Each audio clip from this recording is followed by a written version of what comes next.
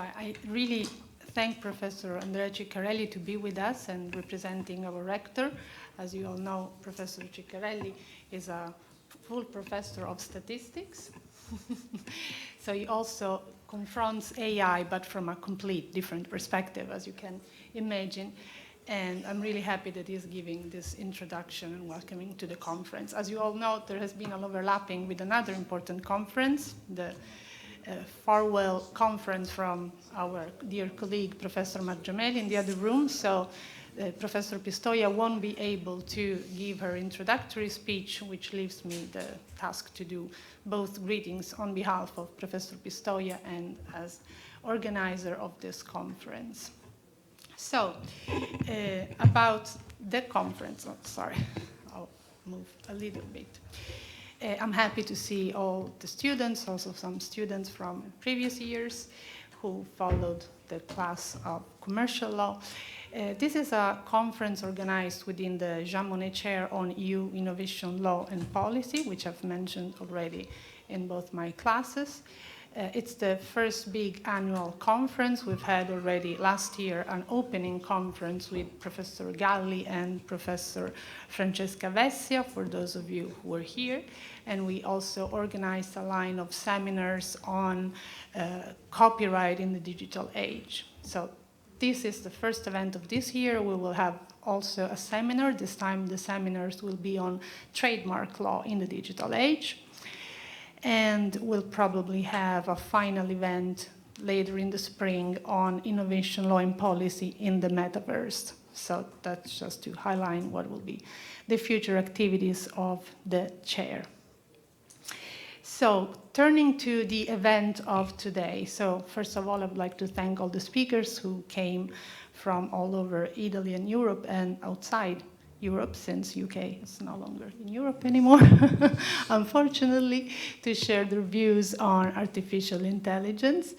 I'm also quite happy to have here Professor Joseph Drex, who's one of the former president of Ascola, because this event is also co-sponsored by Ascola Italian chair chapter, let's say. For those who are not familiar, Ascola is the Association of Competition Law Scholars that I've joined several years ago, and Professor Peach will be giving his talk online today, unfortunately, is also part of the current executive board, so we have two important representatives of the association. So to brief announce, so Professor Peach and Professor Sefton-Leben will connect online because they had a very last moment impediment and they won't be able to be physically here with us today. Professor Peach needs to give his talk in the afternoon, right after lunch, so we'll probably try to finish a bit earlier since we don't have one of the last speech, and we'll try to resume at 2:15.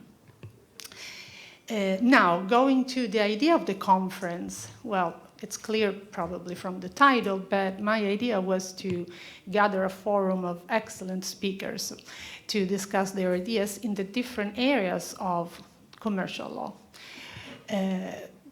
Because it's supposed to be, of course, a homogeneous area of law, but you'll see that each of us will tackle the topic of AI from a very different perspective. So it's fascinating to see, even when there are close disciplines, how you can interpret even what AI is from a different angle and point it out, of course, to different legal issues that we will try to confront. So very briefly, and mostly to the benefit of the students, of course, because my colleague will find it very boring, but I just wanted to sketch out quite briefly what's the main features of AI, because now we got to a point where we actually are eventually lucky to have a legal definition of AI. AI has been on the table for many, many years, and everyone was trying to provide a clear-cut definition of what AI is, but now we have the AI Act enacted. The AI regulation has been passed last spring, so we can start from a definition. We can, of course, criticize it. We can say it could have been drafted differently, but at least it gives us some parameters about what AI is or should be. And this is interesting because we will see that across the different papers that will be presented today, each speakers will refer to a specific type of AI that fits within this definition, which is indeed very broad. So Article 3, I'm going to read it, describes artificial intelligence as a machine-based system that is designed to operate with varying level of autonomy and that may exhibit adaptiveness after deployment. This is another important passage. And it's capable to infer from the inputs it receives how to generate output, such as, the provision says, prediction, content, recommendations, or decision which can influence the physical as well as the virtual environment. So what are the main features of AI that we will find across all the different papers? Well, first of all, the need to have access to a huge amount of data that have to be used to train the AI in order for the AI to be able to produce some outputs.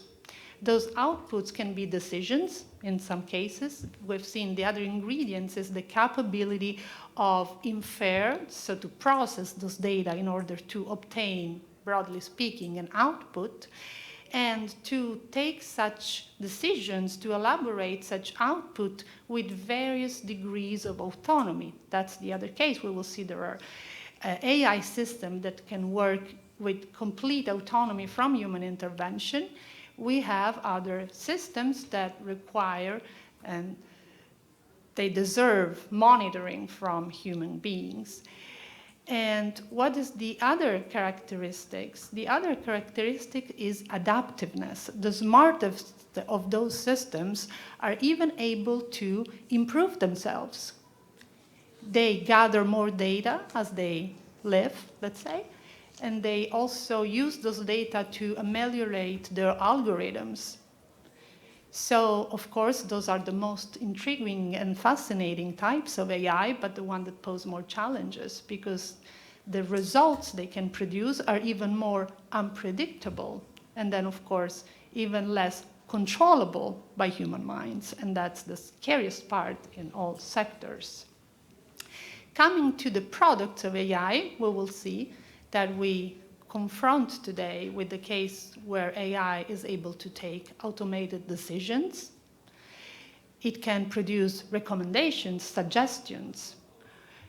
In other cases, it can produce output that can resemble, for example, a work or an invention.